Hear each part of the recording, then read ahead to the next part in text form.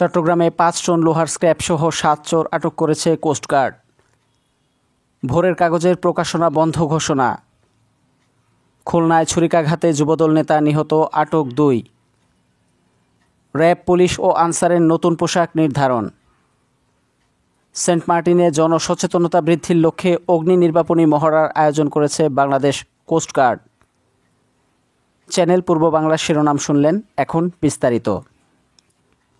১৯ জানুয়ারি মধ্যরাত ১২টায় বাংলাদেশ কোস্টগার্ড পূর্ব জোন অধীনস্থ BCG outpost Patenga কর্তৃক চট্টগ্রাম পতেঙ্গার সাঙ্গু গ্যাসফিল্ড এলাকায় গোপন সংবাদের ভিত্তিতে একটি বিশেষ অভিযান পরিচালনা করা হয়।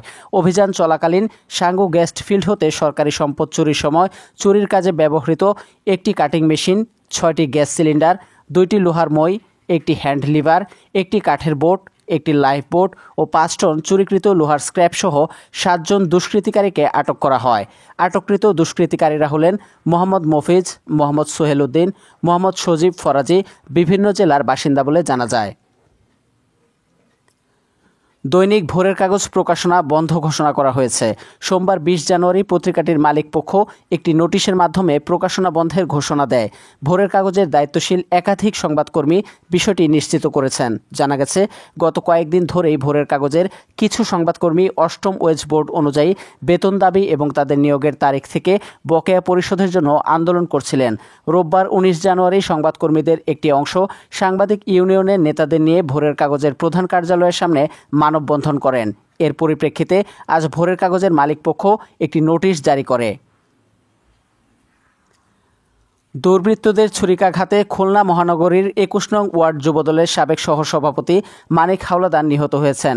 সোমবার ২০ জানুয়ারি বেলা 11:30টায় খুলনা মহানগরীর পুরাতন রেল স্টেশন রোড রেলওয়ে মসজিদের পেছনে মানিককে ছুরিকাঘাত করে দুর্বৃত্তরা। বিকেলে খুমেক হাসপাতালে তার মৃত্যু হয়। নিহত মানিক রেলওয়ে হাসপাতাল রোডের মনসুর হাওলাদারের ছেলে। এ ঘটনায় জড়িত সন্দেহে পুলিশ ২ জনকে আটক করেছে। র্যাব, পুলিশ ও আনসারের নতুন পোশাক নির্ধারণ করা হয়েছে বলে জানিয়েছেন স্বরাষ্ট্র উপদেষ্টা lieutenant general Mohammad Jahangir Alam Chowdhury.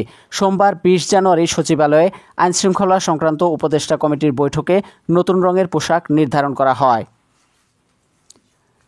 Saint মার্টিনে অগ্নি দুর্ঘটনা রোধে এবং জনসচেতনতা বৃদ্ধির লক্ষ্যে অগ্নি নির্বাপনী মহড়ার আয়োজন করেছে বাংলাদেশ কোস্টগার্ড।